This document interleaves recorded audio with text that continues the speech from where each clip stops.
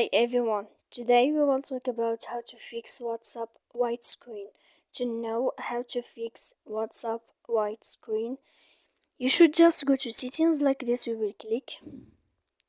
After that, in this page you will go to apps, default apps, app settings.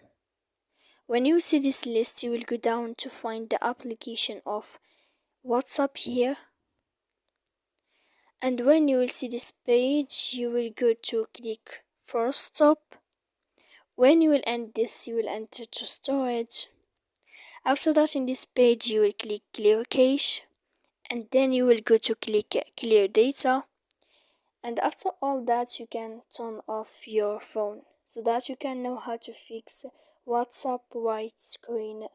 So please don't forget to support us by like and subscribe. See you next time in another video, and thank you for watching.